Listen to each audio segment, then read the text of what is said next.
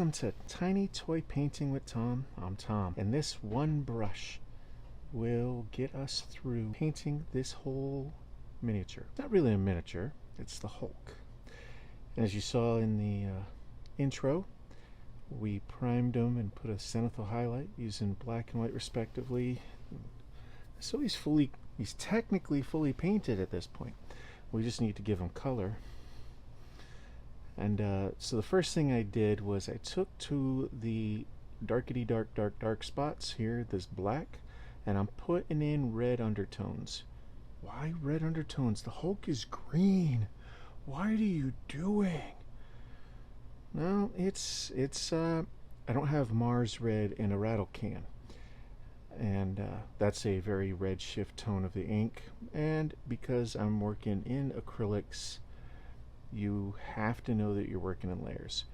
And so this crimson, it's actually crimson, I'm painting in the dark spots, and I've thinned down my paints. I could have thinned them down enough, but I was very comfortable working thinning down this crimson. And it's the apple barrel crimson. It's not a Games Workshop, it's not a Vallejo color. It is the apple barrel crimson, big bottle, straight out of Hobby Lobby or anywhere else that you get those big craft paints. And the pigment's large, but you know what you're working with them. You know what you're flying. So as you can see, I'm making a big red Hulk right now. The reason why I'm talking over a time-lapse video is because the audio failed. So I'm replacing the audio right now, and you are going to get more of a secondary reaction of what was I thinking while you do this. And obviously the water cup is the most in focus water cup of anybody's paint table ever, and I will obviously fix that for future productions or in future painting viewings. So as you're seeing, I'm just painting in the red because, you know, as we started off, you know, as a comic book fan, I could have just left him as a gray Hulk, and that would have been cool because, you know, Grey Hulk, not as strong, but way more smarter. That's the very good Englisher coming out in me. Yeah. But I had to give him color. Want to make him look like the box art as close as I can. And this will be going through all of the Marvel Crisis Protocol miniatures. Great thing about Marvel is there is, since 1939, a reference for almost every one of their characters through some artistic form. Black and white, color, movies, cartoons, comics. So there's plenty of reference on how you want to color it, where you want to color it, which way you want to color them. And then there's obviously different variants. So you can kind of pretty much make them whatever color you want, whatever style you want. But I was kind of working a little color theory here, and making the red choices here. The time lapse is perfect as always. You can see sometimes the time lapse speeds up, slows down. I'm not even going to try to fiddle with it and make it go faster. Leaving the shiny white stuff shiny white at this point, trying not to smear any of the shadows any more than the red that it is. You're painting the Hulk red. That's a whole different character. Red Hulk is his own character. That's, you know, that'll happen. We'll get the Marvel MCU Red Hulk soon. I'm looking forward to that. Sadly, it won't be General Thunderbolt Ross until they recast him. Rest in peace. He was great. And in the background you hear my cats hissing at each other because I have cats, which makes for painting fun. They like to get their cat fur everywhere, so whenever I paint I have to ensure that I've got a good clean palette, good clean brush. Make sure my models are cat free as well. Here I'm getting a paper towel, a little slow and a little late bringing that, and that helps me dab off my brush, clean it up a bit, making sure that I'm not mixing any colors unintentionally. I'm not a big fan of wet blending. You'll see a little bit of it here.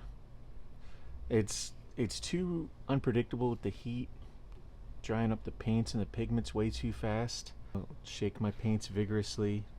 They're old paints. Some paints I have new, some paints are 20 years old. So I only really buy new paint when I feel like I need a new color, or there's a new color for a model I want to use. So here I'm gonna start going off, and I'm using fuchsia.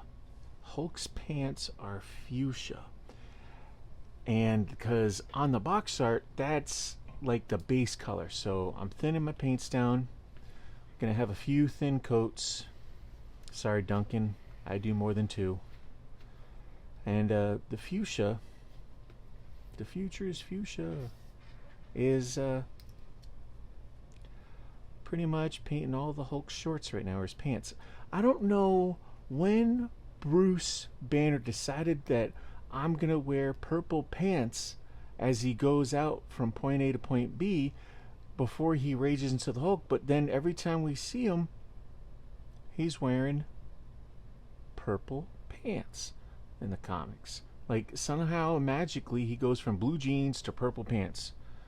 Now, when Bill Bixby and Lou Ferrigno went from Banner to Hulk, the jeans went to just shredded dungarees, I guess. You know, and in the cartoons, he's wearing purple, but Bruce, they always had him in a lab suit in the comics. Now, I could be wrong. If I am, please, and please put your references in the comments below. That would be great, so that way other people could be educated on the parts of the Hulk's history that I'm missing. It's a huge history. There is a lot to go on with the Hulk, and I'm just a guy painting a toy. So if any of you nerds out there are well equipped to handle the Hulk debate, please go ahead and go crazy on the comments below. I appreciate it, and it'll support the algorithm that YouTube determines my artistic worth. And yeah, just thinning out the paints, going through the fuchsia. This fuchsia is a Craft Smart fuchsia, another one of those 25-cent Hobby Lobby bottles of paint. Large pigment chunks. It flows pretty well. I had some streaking initially and had to thin that out so that way I could get a few coats in, and that helped with it a lot. And then when it's over the white, it had a very bright texture, very bright value to it, but when it went over the gray and the black, it really fades off, and that helped out a lot. It made sure that I put a couple more layers down on the bright whites and the grays, just to have it one, flow better, two, coverage. It wasn't a good coverage paint, and I found that out during the process. I know some acrylics are awesome, they're champs, and some acrylics, they're not so much. But, you know, and obviously I'm hitting the ugly phase really early with this model.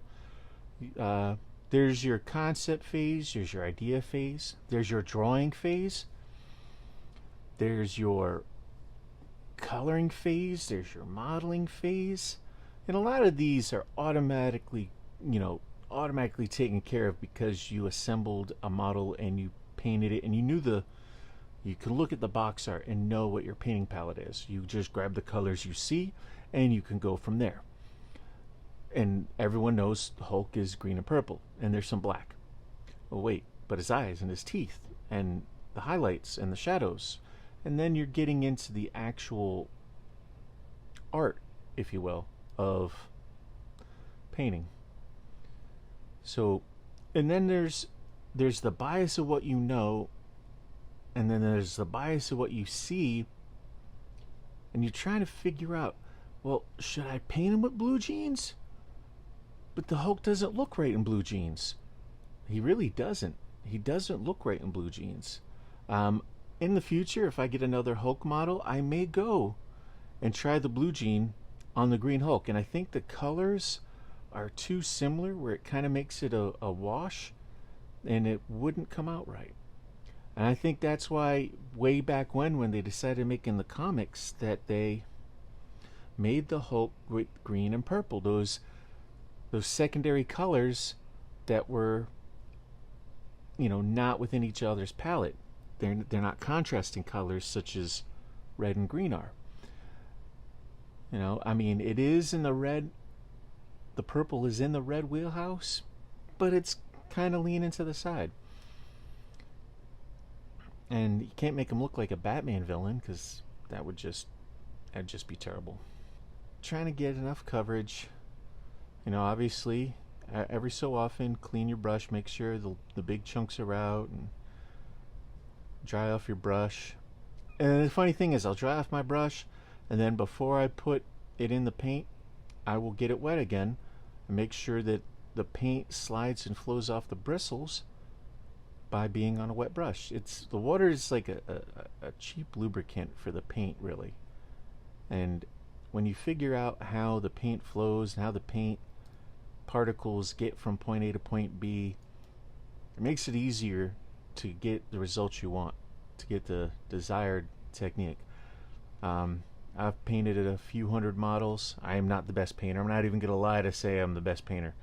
I just paint and get things done, and I have my own style and technique that are definitely mine. Alright, so here we got one of the hardest colors in the paint industry, and it's yellow. So I'm using a dark yellow from Craftsmart. I've been through approximately 20 different bottles and companies of yellow paint. Different colors from other companies of Eden yellow, dark yellow, sunflower,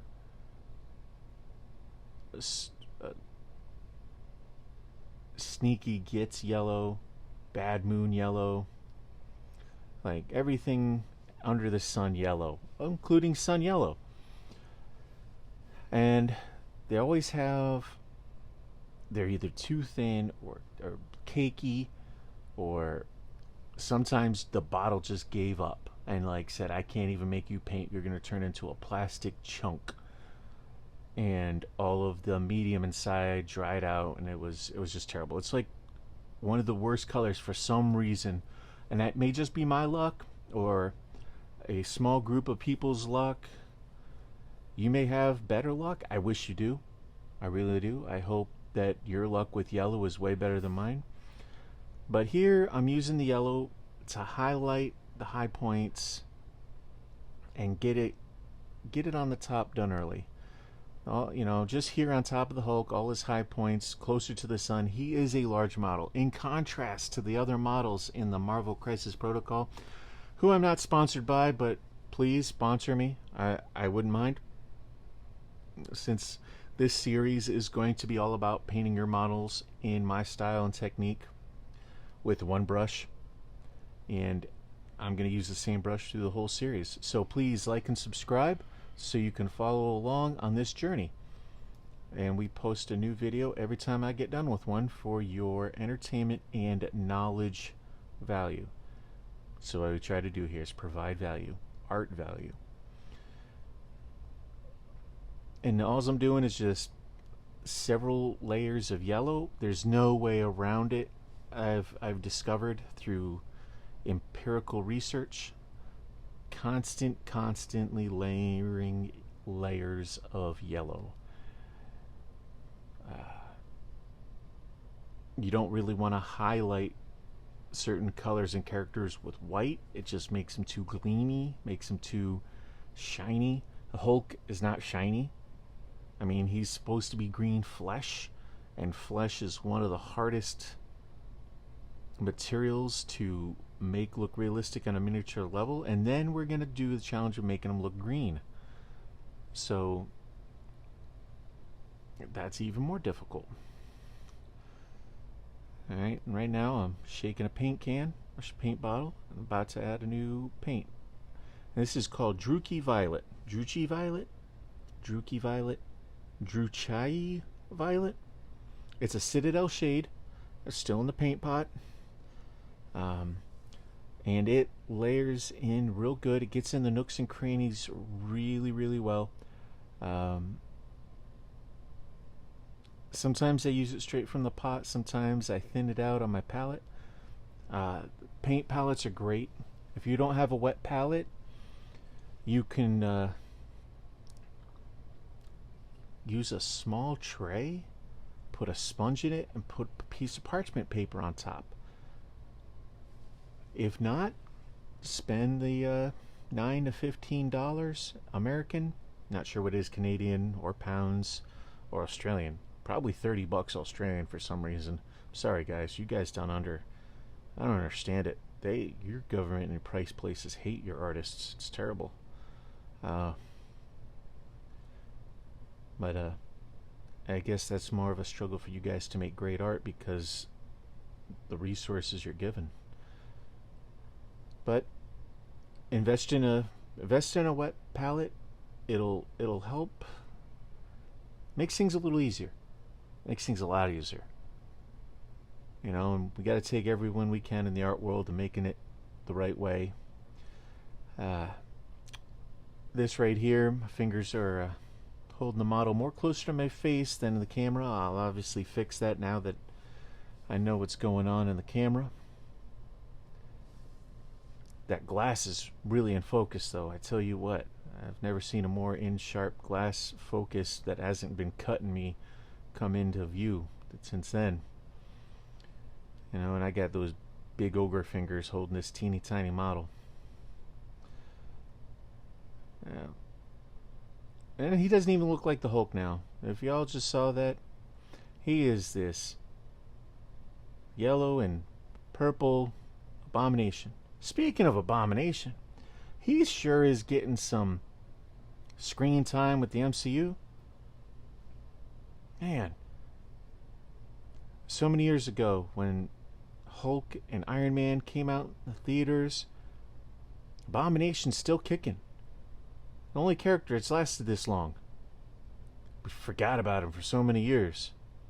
Then he comes back, gets seen in Shang-Chi. Spoiler alert, sorry. And hanging out with Wong. Like they're buddies. It's just weird. Which is great. I mean, really. We're getting, you know, certain secondary characters are still moving the story along, like, you know, meanwhile, at this side of the Marvel Cinematic Universe, we're getting to see what's going on here, really. And I'm not doing any smoke and mirrors with this. There's no magic tricks. I am just putting a nice thin coat of Druchii Violet on his pants, on top of that fuchsia. And then there's some trouble spots.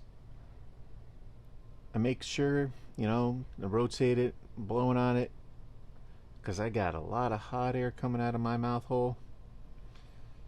And we're trying to get those pants.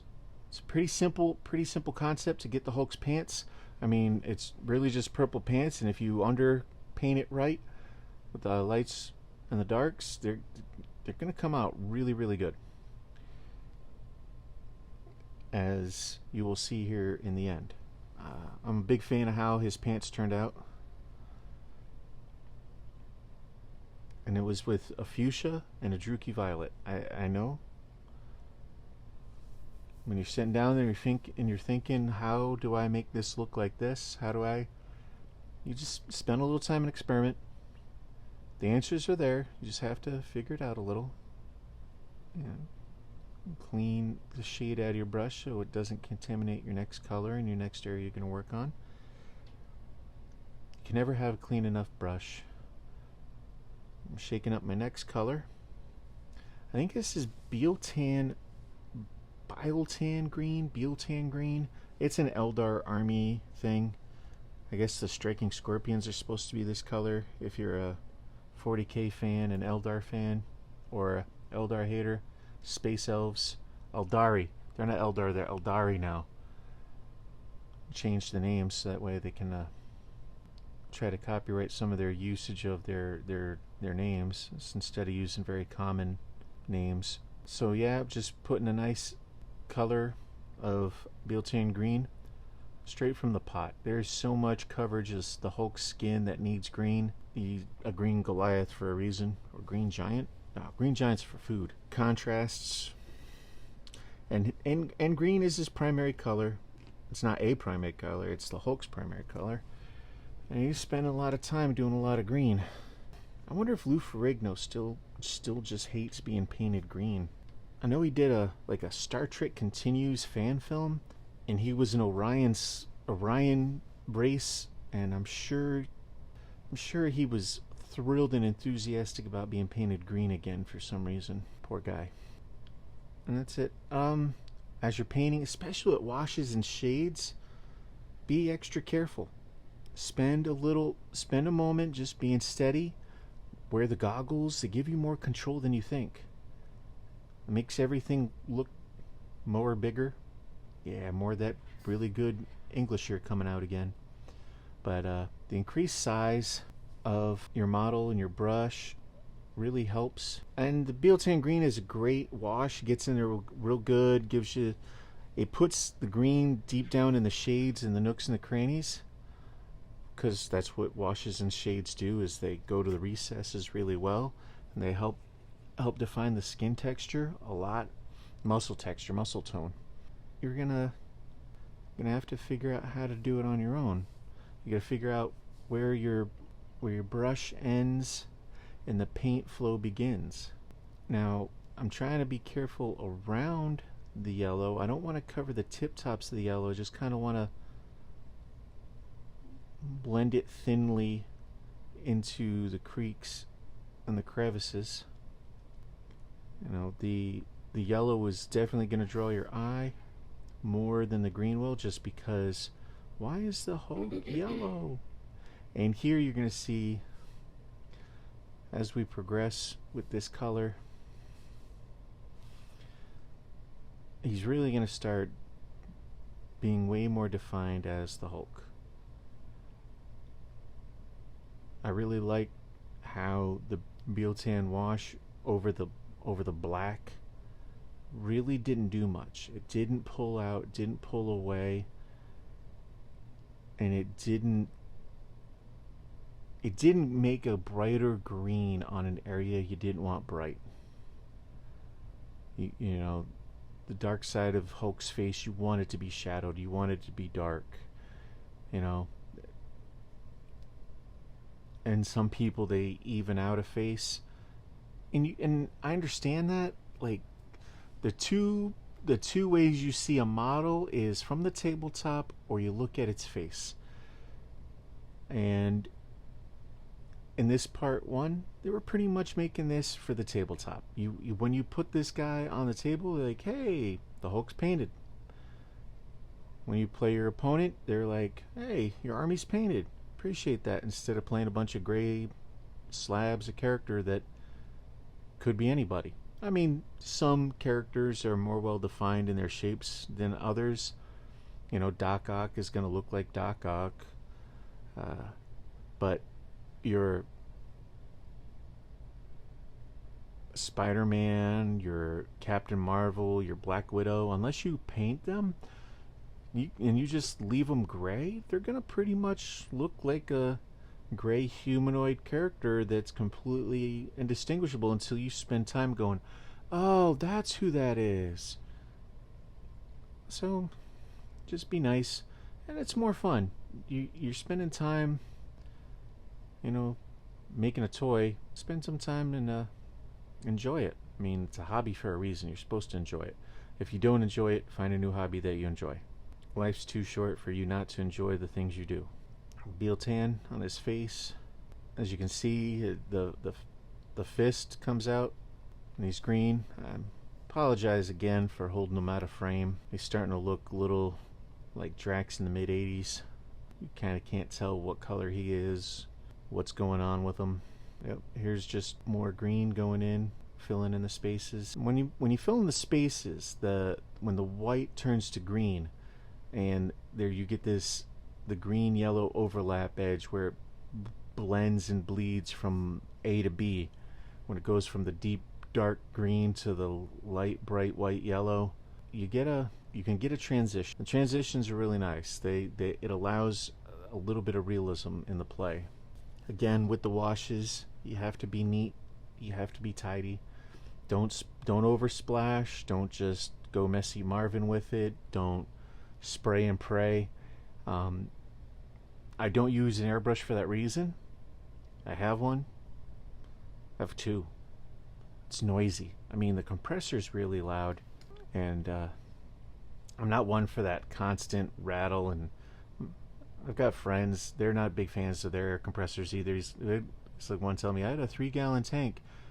It would vibrate, it would fill up the tank, and then it would quiet down when the tank was full. I'd spray 3 sprays out, and then it would vibrate again and be loud. And it was terribly, I was like, you know what, I understand that. I am not a fan of, because it takes away the noise, the racket.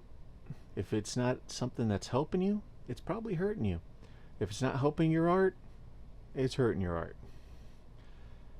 And with today's day and age, you kind of, if you're making art, you need all the help you can get. He's starting to shape up a lot more greener now. We're still working the Beal tan everywhere that we can. Now, the areas that I previously painted red, I'm going over them with the Beal tan green. It's not a wet wash. It's not a wet blend. It is a layer of green over the layer of red. And it was a thin layer of red. And what that does is it makes a brown dark shadow. And your eyes shouldn't pay that much attention to it anyway. It's in the shadow, it's in the dark. As long as it's got some tint of a green to it and the red helps knock it down, it'll be fine.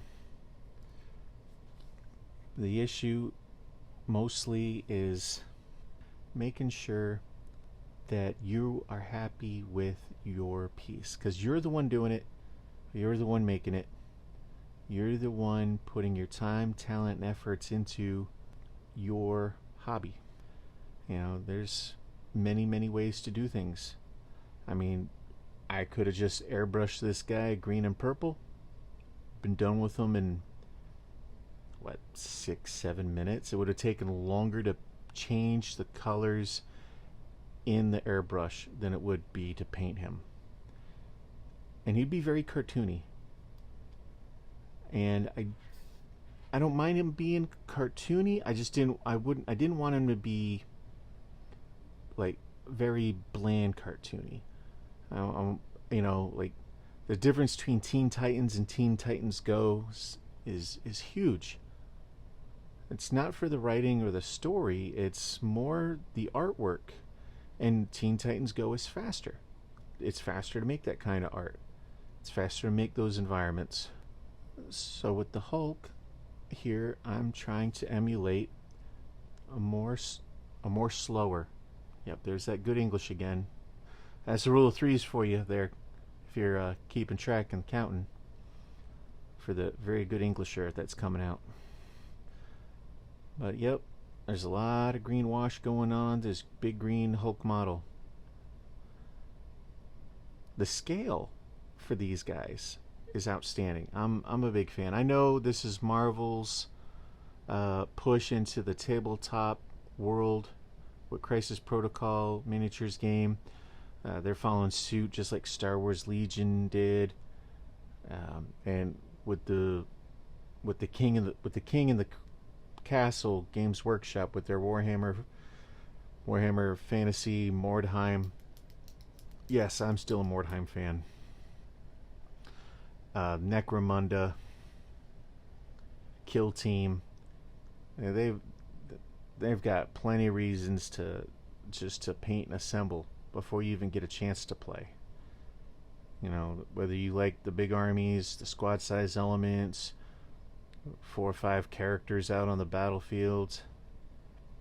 It's depending on your size and scale and how much you can appreciate the tabletop story you're playing. It's really up to you. Hulk here is starting to look really good. Just kind of blending and spreading out the pigment. There's a lot of surface area on the Hulk. It's all one color. So you want to vary it up anyway. So this top-down view, you can see that black void on his back just naturally is in shadow. Now it's even darker in shadow because it's more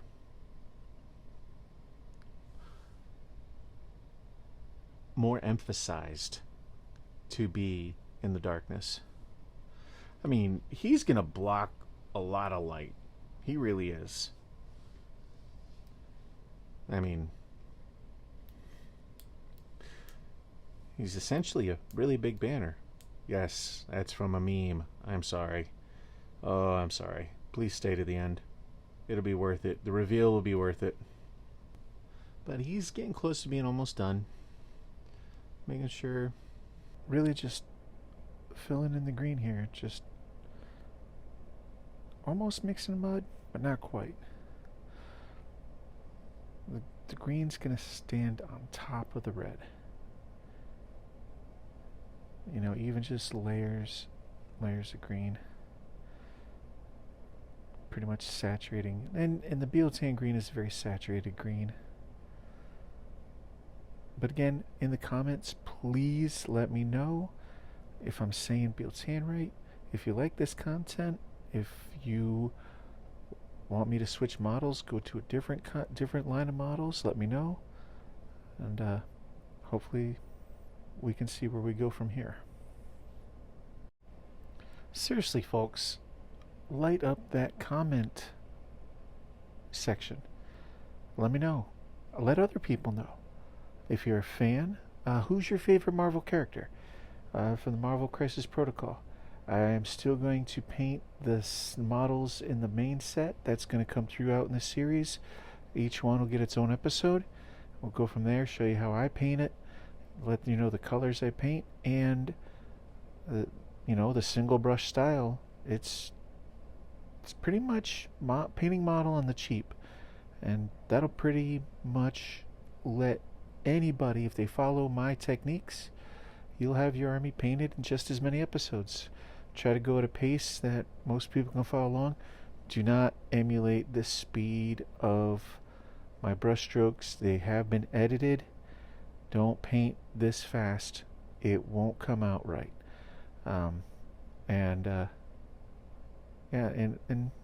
But the more you do, the more you'll be able to do. His hair, I wasn't too happy with it, so I'm putting black on it. He has black hair in like every comic version, every comic iteration. Sometimes it's green with a lot of dark or black underneath it. So I'm trying to emulate that to some degree.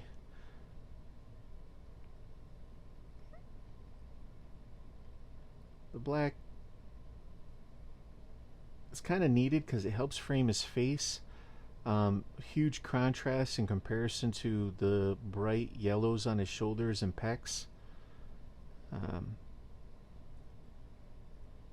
His abs are still kind of dark and shrouded. We'll fix them in a bit.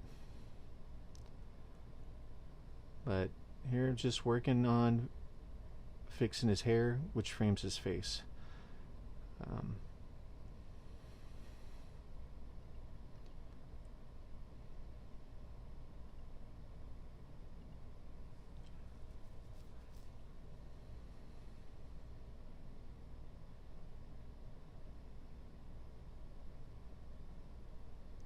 Getting his eyebrows.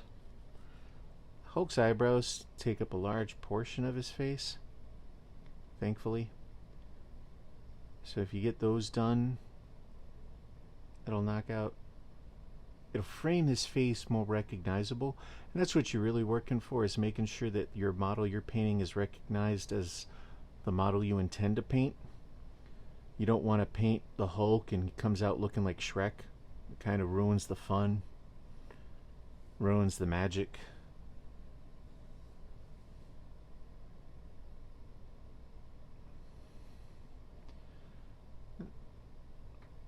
Now I'm putting on another layer of highlights on the yellow, just a little more concentrated into certain areas.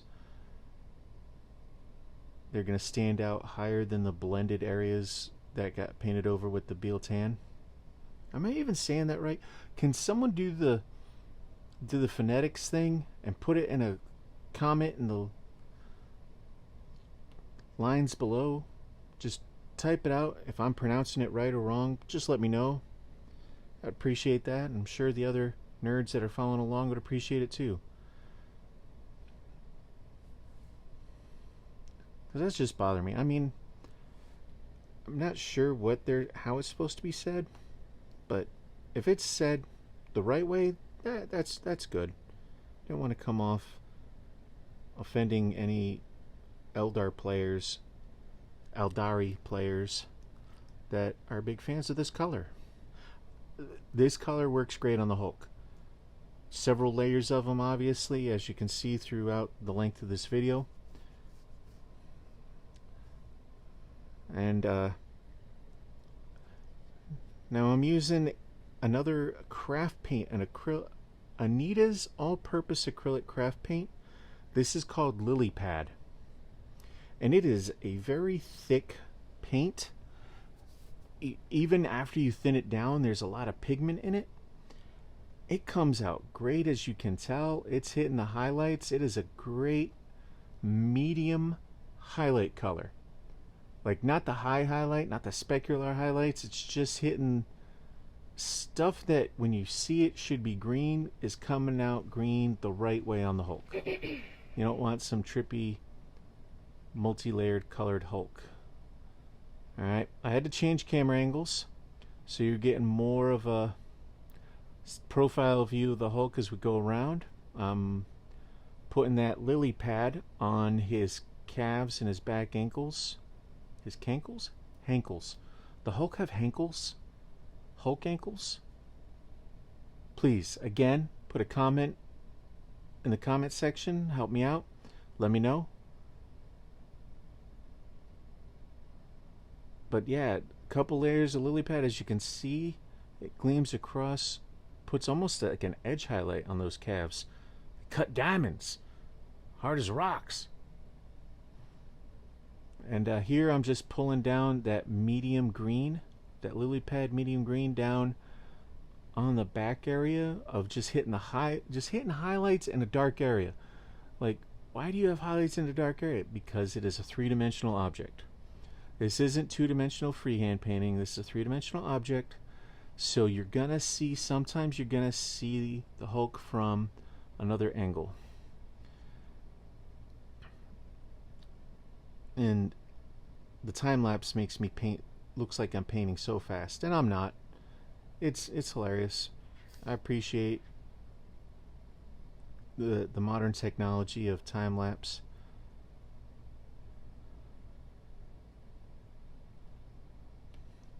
And if you look at the Hulk from the wrong angle, it doesn't look like the Hulk at all. But if you're looking at him from a tabletop angle, you know that model over there, well, that's the Hulk, and he's doing his job over there, smashing things.